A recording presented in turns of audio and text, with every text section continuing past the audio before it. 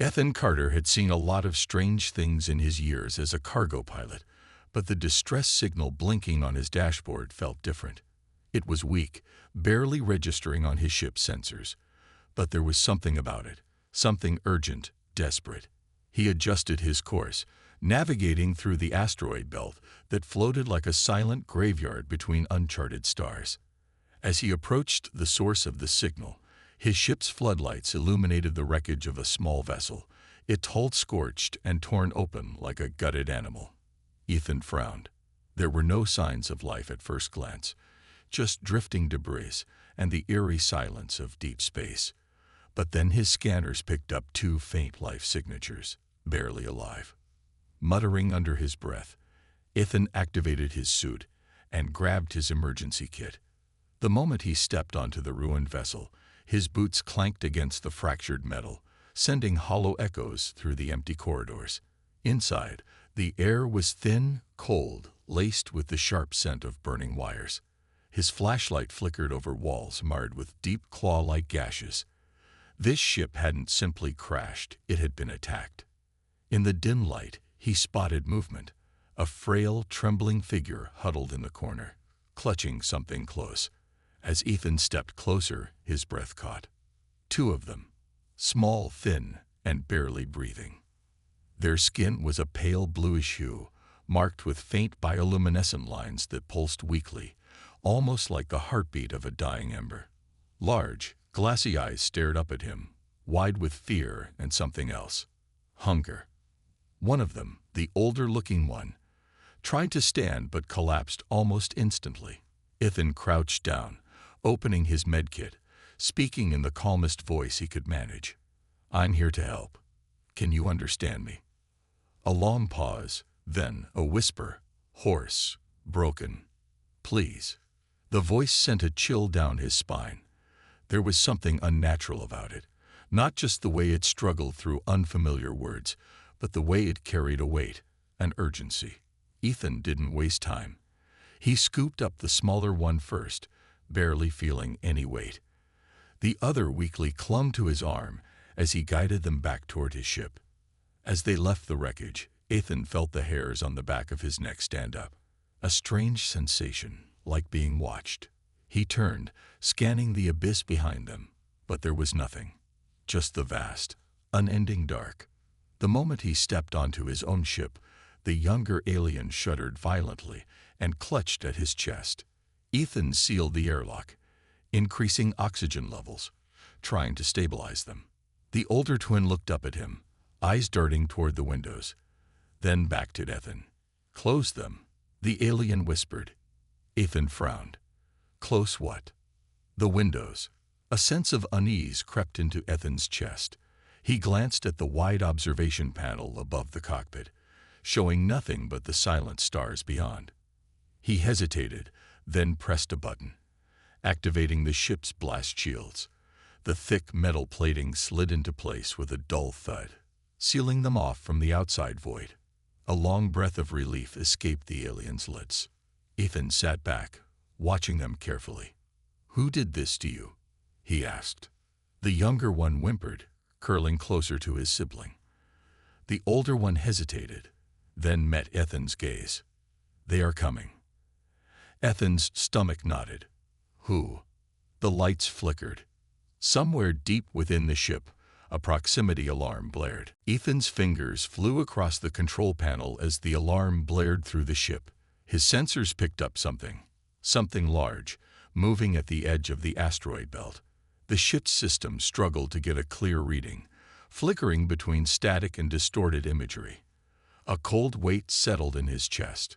Whatever it wasn't supposed to be here. Behind him, the twins huddled together, their frail forms trembling. The older one, Lir, was staring at the sealed observation window, his glowing eyes reflecting the dim emergency lights of the cabin. His younger sibling, Xal, clung to him, their breath shallow, labored. Ethan turned to them, keeping his voice steady. "Who's coming?" Lir's gaze snapped to him, a flicker of hesitation crossing his features before he spoke, his voice barely above a whisper.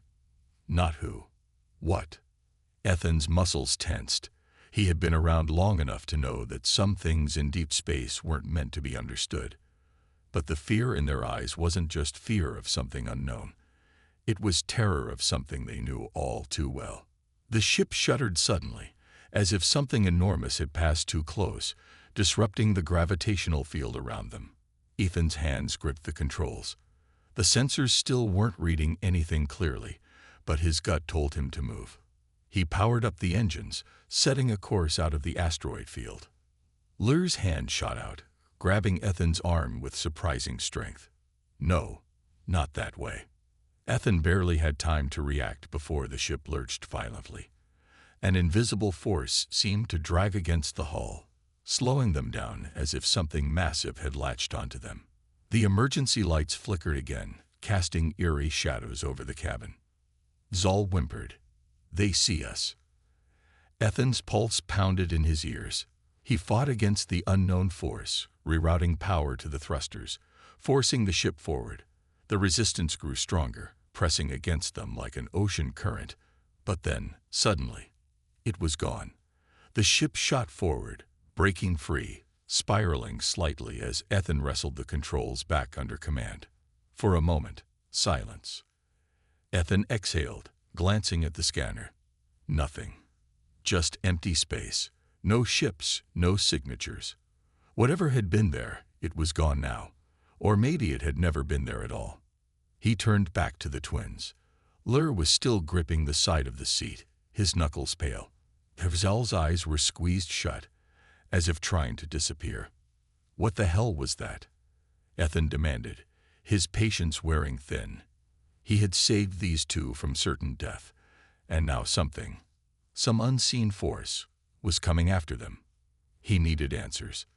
Lir swallowed hard. "You shouldn't have saved us." Ethan frowned. "Excuse me." Xal stirred, his voice barely audible. "We were meant to die."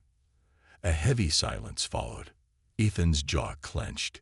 He had risked his life to pull them from that wreckage, and now they were telling him they were supposed to be dead. Lir lowered his head, his glowing lines pulsing slightly. "They don't like when the cycle is broken." Ethan pinched the bridge of his nose. "Who are they?" The ship groaned, the metal hull making a deep, unsettling sound, like something scraping against it from the outside. Lir took a sharp breath, glancing at Xal before looking back at Ethan. "If we tell you, you won't be able to leave." Ethan's grip tightened on the controls. He wasn't sure if that was a warning or a threat. Either way, he had the sinking feeling that whatever he had just gotten himself into was far worse than he had imagined. Outside the ship, in the vast, endless darkness of space, something unseen drifted past. Watching. Waiting. Ethan's fingers hovered over the control panel, his mind racing through possibilities. The ship's sensors weren't picking up anything, but that didn't mean they were alone. He had learned long ago that deep space had ways of hiding nightmares in plain sight. The groaning metal of the ship still echoed through the cabin, as if something had dragged its claws along the hull before vanishing into the void. The twins sat huddled together, their glowing bioluminescent lines pulsing in erratic patterns, betraying their fear. Lir's grip on his younger sibling was tight, his fingers trembling against Xal's thin arm. They hadn't stopped shaking since the ship first lurched, and Ethan was beginning to understand why. He swallowed the lump in his throat and spoke evenly, keeping his voice firm but calm. "You need to tell me what's going on. Now." Lir flinched, but Xal was the one who answered. "They followed the scent." Ethan frowned. "What scent?" "The scent of broken fate," Lir muttered, his voice barely above a whisper. Ethan had no patience for cryptic warnings. "Enough riddles. Who are they? What do they want?" Lir hesitated before answering. "They are the keepers, and they come for those who were meant to die." Ethan's stomach twisted. He had dealt with bounty hunters, pirates, and even corrupt intergalactic officials. But this was something different. This wasn't about money or power. It was something worse, something that felt old. A warning beep on the dashboard snapped him back to the present. An approaching vessel. No, not just one. 3. They had no official ID tags, no transmissions, nothing. Just cold, lifeless ships moving fast. Ethan's hands tightened on the controls. "Are these your keepers?" Lir turned, his glowing eyes reflecting the red warning lights. "Yes." Xal whimpered, curling into himself, pressing his face against his brother's side. Lir's jaw clenched, his fear momentarily replaced with something else. Determination. "They will not stop," Lir said. "Not until balance is restored." Ethan scoffed, adrenaline replacing his fear with something sharper. "Balance? What, they're some kind of cosmic janitors?" He turned back to the controls, preparing for evasive maneuvers. "Well, they're in for a fight." Lir reached for him suddenly, fingers pressing against Ethan's arm.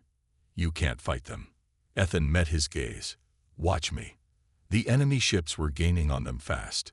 Ethan rerouted power to the thrusters and yanked the controls hard to the left, sending the ship into a sharp turn. The G-forces pressed against his body as he maneuvered through the asteroid field, weaving between massive floating rocks. The first enemy ship opened fire. Bright, electric blue streaks of energy shot past them, barely missing the hull. Ethan cursed under his breath and pushed the thrusters to maximum. The ship jolted as another blast grazed their side, sending sparks flying across the control panel. "They're hurting us," Ethan muttered, realizing their pursuers weren't trying to destroy them outright. They were forcing him toward a specific path, toward something worse. Lir and Xal seemed to realize it too. Xal whimpered, pressing his hands over his ears, rocking slightly.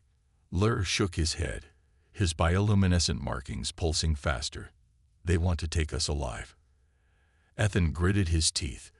"Yeah, well, I'm not interested in handing you over."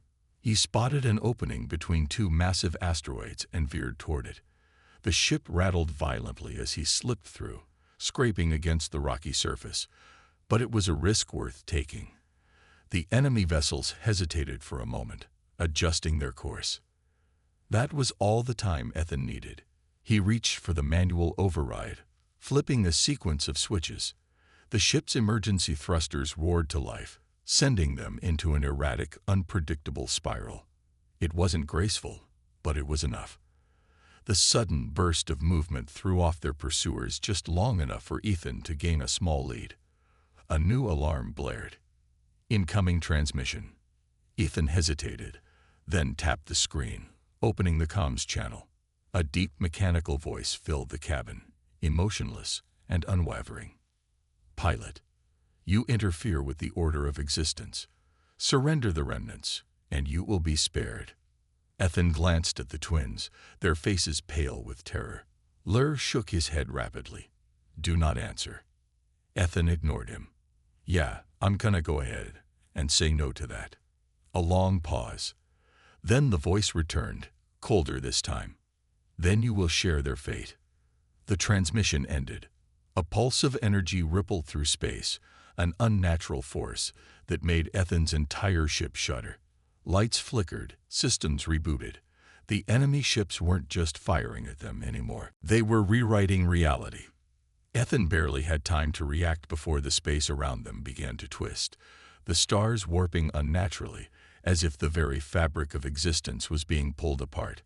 The ship's instruments spun wildly, unable to process what was happening. Xal screamed, clutching his head. Lir held him tightly, his own body trembling. "We need to leave, now." Ethan didn't need to be told twice. He activated the hyperdrive sequence, setting a random course, anywhere but here.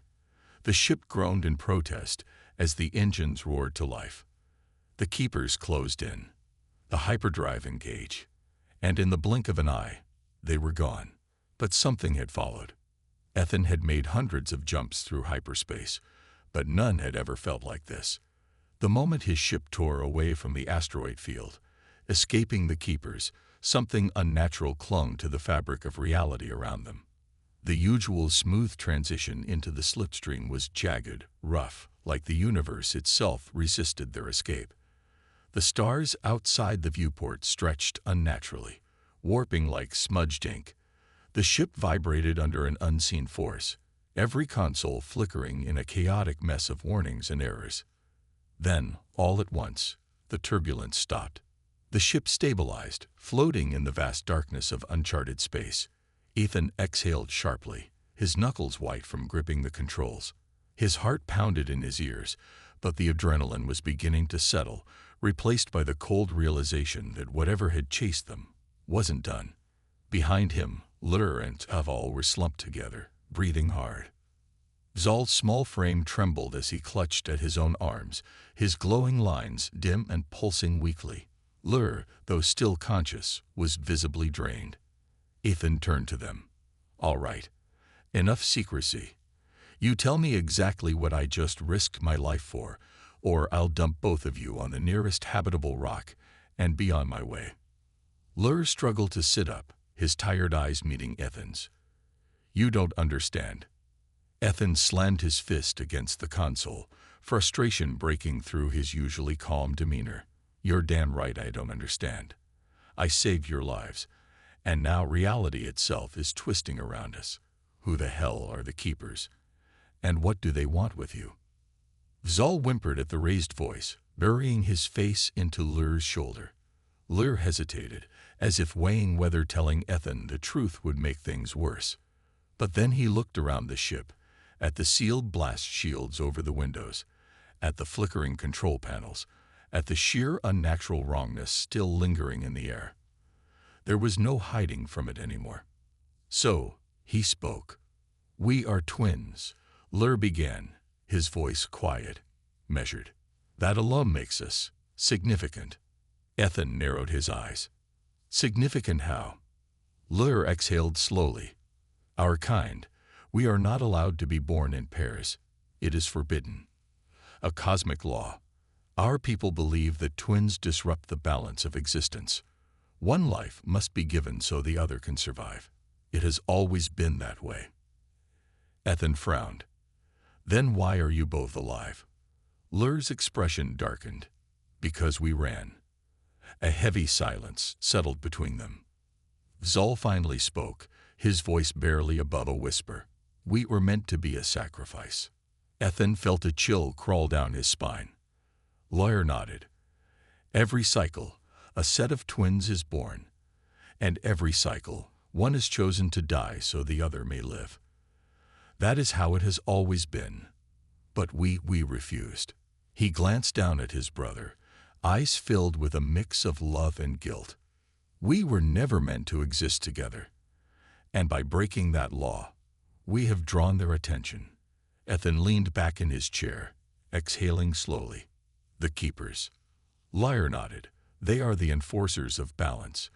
They do not think. They do not feel. They only act.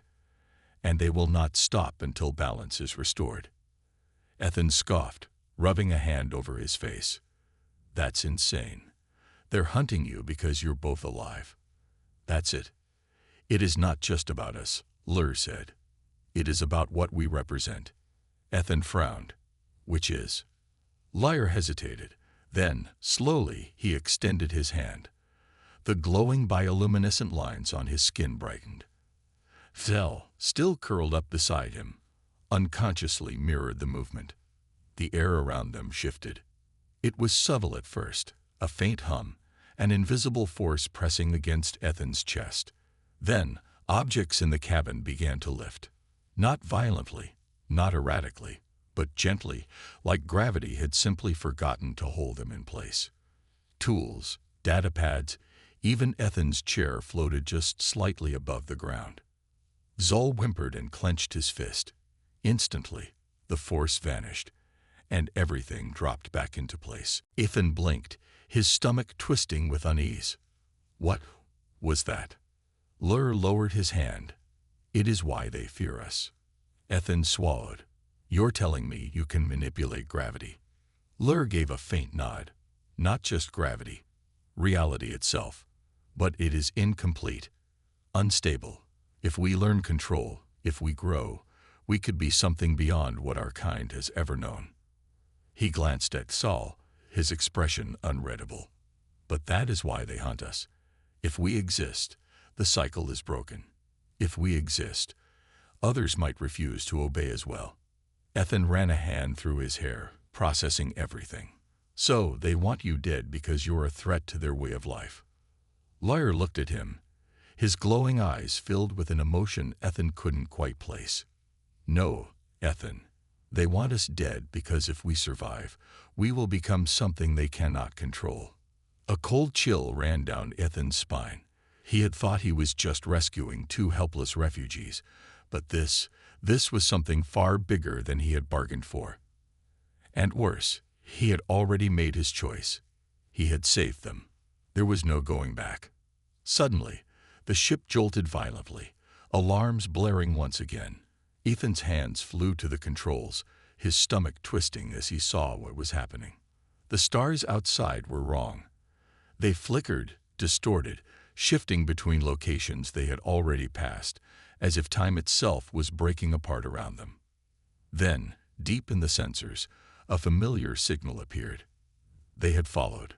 The keepers had found them again. Ethan barely had time to curse before the ship lurched violently, the alarms screaming through the cockpit. His hands flew across the controls, trying to stabilize the thrusters, but the ship wasn't responding properly. The fabric of space itself was shifting around them, the once distant stars now flickering in and out of place like a distorted dream. "They're pulling us back," Lir gasped, gripping the edge of his seat as his glowing lines pulsed wildly in response to the unnatural forces at play. Ethan's jaw tightened. He had no idea how the keepers were doing it, but they were somehow manipulating space, dragging them toward an inevitable fate. The ship's controls buckled under unseen pressure, warning lights flashing across the dashboard. Destination override detected. Trajectory locked. They weren't just being followed. They were being reclaimed. Ethan growled under his breath. "Like hell you will." He yanked the emergency override, diverting auxiliary power into the thrusters. The ship whined in protest, but he pushed it harder, forcing raw energy into the engines in a desperate attempt to break free from whatever invisible force had wrapped around them. For a moment, resistance held firm. Then the ship snapped free. A burst of acceleration sent them hurtling forward at speeds Ethan hadn't dared to push before. The inertial dampeners barely kept up, and for a second, his vision blurred as the force threatened to tear them apart. The stars streaked back into place, and the unnatural warping around them ceased. Silence. For the first time since the chase had begun, the ship drifted in real space again, no longer trapped in the keeper's unseen grip. Ethan took a shaky breath, his fingers stiff against the controls. His body ached from the G-forces, but he didn't care. He had won. Or so he thought. A new alarm blared, a proximity warning. Ethan's eyes snapped to the sensors. The keepers hadn't just followed them. They had gotten ahead. 3 massive, obsidian-black ships loomed in the distance, their hulls pulsing with an eerie, shifting glow, as if they weren't entirely part of this universe. No weapons were visible, no energy signatures detected, but that didn't mean they weren't dangerous. They had already proven they didn't need conventional firepower to be a threat. Ethan cursed. They were never chasing us. They were leading us. Lir and Xal exchanged a glance, their glowing lines dimming as fear overtook them. Xal clutched his brother's arm, his voice barely above a whisper. "It's over." Ethan clenched his fists. "Like hell it is." He tapped into the comm system, broadcasting across an open channel. "This is Captain Ethan Carter. You are violating neutral space. If you're looking for a fight, I promise you, I don't go down easy." For a moment, there was no response. Then, without a sound, one of the keeper's ships blinked out of existence. Not moved, not jumped, vanished. Ethan's stomach twisted. He had seen a lot of strange technology in his lifetime, but nothing like this. The absence of motion, the complete disregard for the laws of physics. It was like they weren't even bound by reality. A deep mechanical voice echoed through the ship's speakers, cold and unwavering. "Your interference has been recorded. Your defiance will be corrected. The remnants must return to the cycle. Surrender, Ethan scoffed, his grip tightening on the controls. Yeah, see, I don't take orders from faceless gods. Silence. Then, a shift. The missing keeper ship reappeared directly in front of them. It hadn't jumped. It hadn't warped. It had simply become real again. And this time, it wasn't alone. A gravitational surge rippled through space, pulling at the ship's hull. Ethan's stomach twisted as the pressure increased, unseen forces stretching reality itself around them. The walls groaned under an invisible weight, the lights flickering wildly. Lir gasped, clutching his chest. Xal whimpered, his glowing lines fluctuating erratically. Ethan's controls froze. Every screen on the dashboard went black. No weapons, no escape routes, no power. It was as if the keepers had decided to erase them from existence entirely. Panic surged in Ethan's veins, but he pushed it down. If there was one thing he had learned in his years of flying through hostile territories, it was that nothing is inevitable. He turned to the twins. You said you can manipulate reality. Lir winced, sweat beading on his forehead. It's unstable. We've never controlled it at this scale. Ethan leaned closer, his voice urgent. You don't need to control it. You just need to break whatever hold they have on us. Lir hesitated, but Xal reached for him, their bioluminescent markings suddenly synchronizing into the same rhythm. Ethan had no idea what was happening, but he didn't have time to question it. Do it. Now. Lir closed his eyes. The moment he did, the ship shuddered violently. The unnatural force crushing them suddenly recoiled, as if something far greater had pushed back. The entire cabin was bathed in an eerie blue glow, the bioluminescence from the twins spreading outward like tendrils of pure energy. The walls groaned, but this time, it wasn't under pressure. It was fighting back. Then, in a flash, the keeper's presence faltered. The gravitational force vanished. The ship's controls came back online. Ethan didn't wait to question it. He hit the thrusters at full burn, propelling them away from the keepers as fast as the ship could handle. The keepers didn't react immediately. Their ships remained still, like statues frozen in time. But Ethan knew better than to wait for them to recover. As they blasted away, he risked a glance at the twins. Lir looked exhausted, his breathing ragged. Xal had nearly collapsed, barely conscious. Ethan tightened his grip on the controls. This wasn't over. Not by a long shot. But for the first time, he had seen something the keepers hadn't expected. Resistance. And maybe, just maybe, that meant they weren't as all-powerful as they seemed. Ethan's ship cut through the void at maximum burn, the engines straining under the sudden surge of energy. The keepers had been forced to retreat, if only for a moment. But Ethan knew it wouldn't last. He had spent his life outrunning pirates, corrupt officials, and warlords with vendettas. But this was different. This wasn't about money or revenge. The keepers weren't hunters. They were something far worse. Executioners. And now, they had marked him too. The ship rattled under the strain, heat building in the engine core. Warnings flashed across the dashboard. Structural stress, power fluctuations, fuel depletion. Ethan had pushed the vessel harder than ever before, and it wasn't happy about it. He gritted his teeth and eased back slightly, letting the engines cool before they burned out completely. Behind him, Lir and Xal slumped against the cabin wall, drained from whatever they had done. The glow of their bioluminescent markings had faded to a dull flicker, and their breathing was shallow. Whatever power they had tapped into, it had nearly drained them dry. Ethan turned his seat toward them, frustration burning behind his eyes. Are you two going to keep nearly dying every time we run into those things, or do you have an actual plan? Lir forced himself upright, his movements sluggish. We don't have a plan. Ethan let out a bitter laugh. Fantastic. I love flying blind into the jaws of death. He leaned forward, rubbing his temples. Okay. Then answer this. What the hell did you just do back there? Lir exhaled slowly. We disrupted their hold on reality. Just for a moment. Ethan frowned. That wasn't just a moment. You shook them. They hesitated. Xal stirred weakly, his voice barely above a whisper. We never tried to fight back before. That hit Ethan harder than he expected. The twins had spent their entire lives running, hiding, waiting for the inevitable. They had never considered the idea that they could resist, that they could win. Ethan shook his head.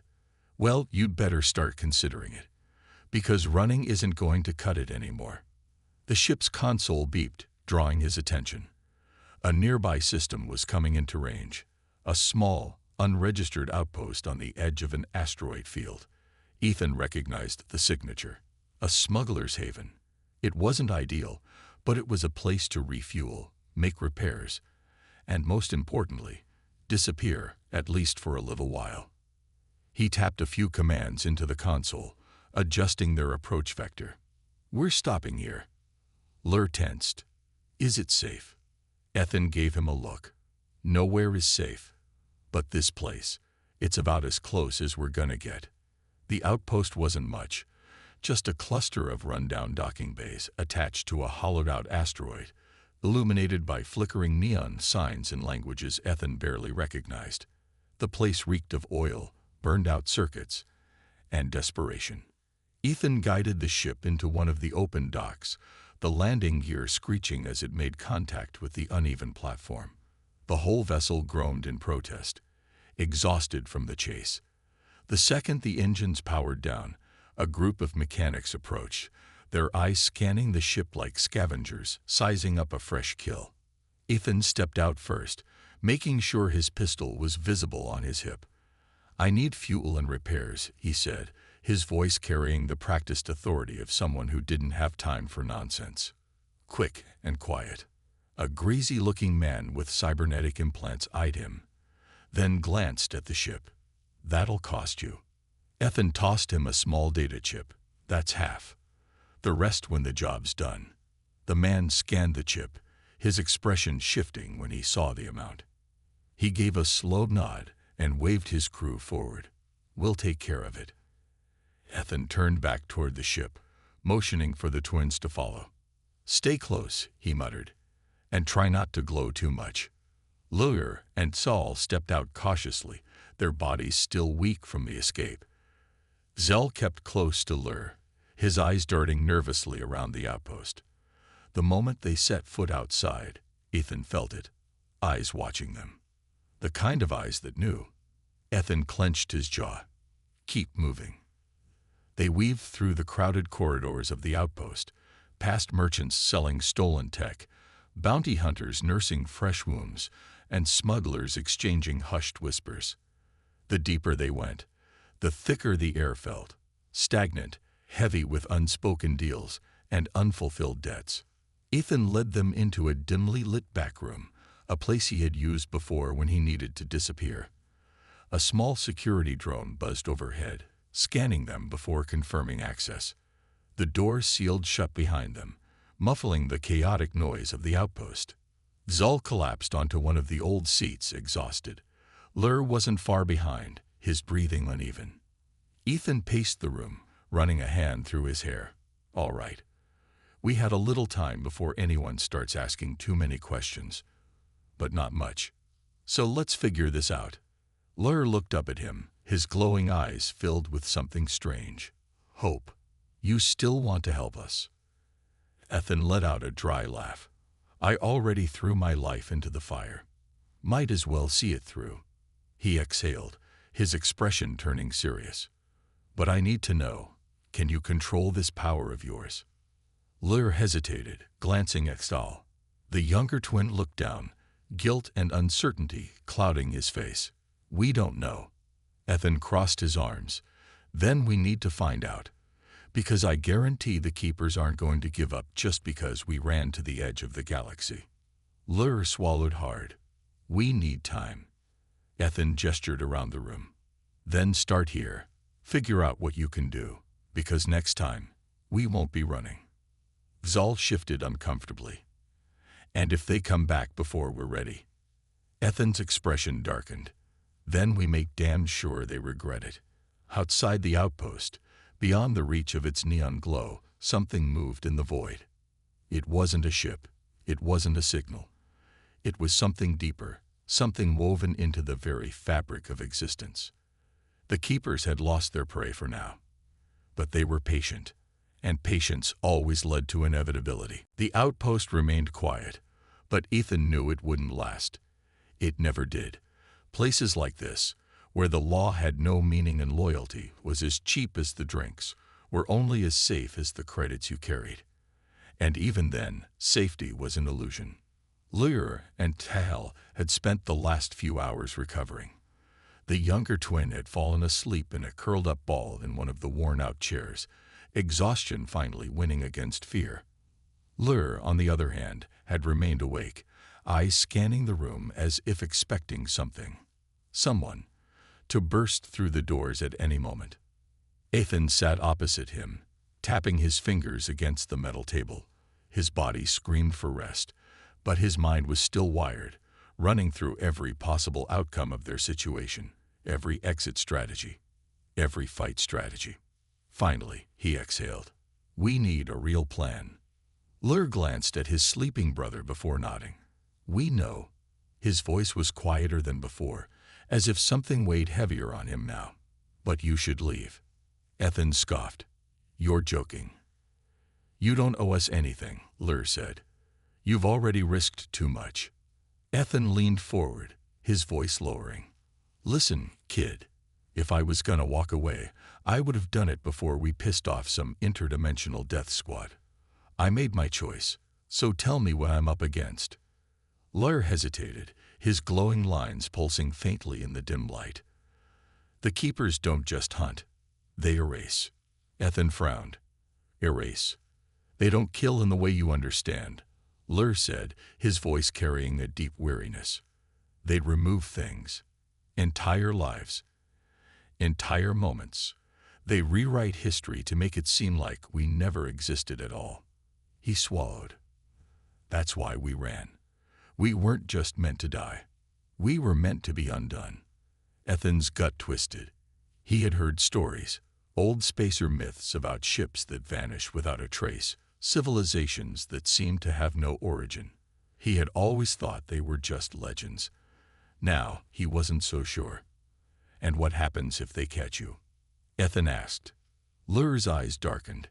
"Then nothing will ever remember we were here." A heavy silence settled between them. Ethan leaned back, rubbing his temples. "Okay, that's officially the most terrifying thing I've ever heard." He exhaled sharply. "So how do we stop them?"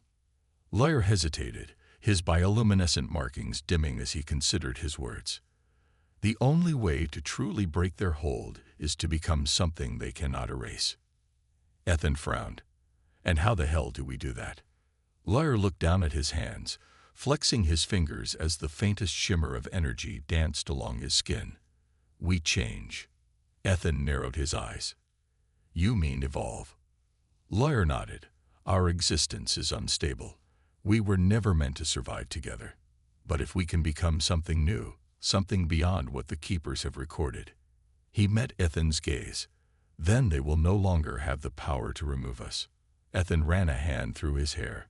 "That sounds vague and dangerous." "It is." "Great," Ethan muttered. "I love plans that could kill us all." A soft groan from the chair drew their attention. Xal was waking up, his glowing eyes fluttering open. He looked around sleepily before his expression hardened. "They're close." Ethan shot to his feet. "Damn it. How?" "They don't track ships," Lir said grimly. "They track reality itself." Ethan grabbed his pistol and checked the charge. "Then we need to move. Now." Lir nodded, shaking Xal gently. "Can you walk?" Xal winced but nodded. "I can try."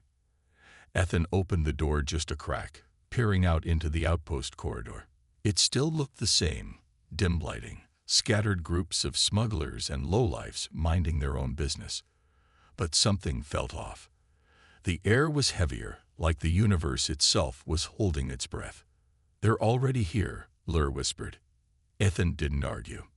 He motioned for them to follow, leading them through the twisting back alleys of the outpost, away from prying eyes. If they were lucky, they could get to the docks before. The world shifted. It wasn't dramatic. It wasn't loud. But suddenly, things were missing. A corridor that had been there a second ago wasn't. A group of smugglers Ethan had seen just moments earlier were simply gone, as if they had never existed. The outpost was being rewritten around them. Xal gasped, his small hands gripping his brother's arm. They're already changing it. Ethan's pulse pounded in his ears. He grabbed Lir's arm. We need to go. Lir was staring at his hands, his glowing lines flickering erratically. It's happening too fast, he murmured. They're forcing the shift before we have time to adapt. Then adapt faster. Ethan snapped, pulling him along as the floor beneath them flickered, its texture shifting between solid metal and empty nothingness. The ship was just ahead. They were close. So close. Then they appeared. The keepers didn't walk. They didn't arrive. They were simply there.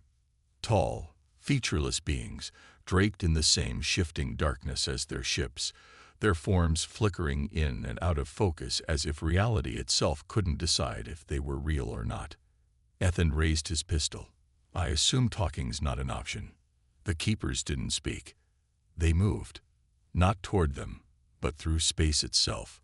Reality warped around them, their forms bending the very fabric of existence as they reached forward. Xal screamed. Lir's eyes widened as he threw himself in front of his brother, his glowing lines igniting in a burst of energy that sent a shockwave rippling through the station. The keepers hesitated. Ethan grabbed the moment. He fired. The shot didn't hit them. It didn't need to. He aimed at the ceiling support, causing a cascade of metal and debris to crash down between them and the keepers. Move. Lir, still dazed, pulled Xal along as Ethan covered them. The ship's ramp was down. The engines were humming. They sprinted. The keepers moved again, flickering forward, but this time Lir didn't falter. His glowing lines blazed as he turned, raising a hand. The air rippled, a force unlike anything Ethan had ever seen. And for the first time, the keepers flinched. Lir collapsed, barely making it up the ramp before Ethan slammed the door shut and hit the launch sequence. The ship roared to life. The outpost vanished beneath them as they escaped into the void, leaving behind only fractured echoes of what had once been. Ethan exhaled, slumping into his chair. That was too damn close. Lir was barely conscious, his glowing lines flickering weakly. Xal clutched his hand, tears in his eyes. We can fight them, he whispered. We can win. Ethan stared at them both, realization settling over him like a slow-burning fire. Maybe they could. Maybe, just maybe. They weren't just running anymore. Maybe they were about to start a war.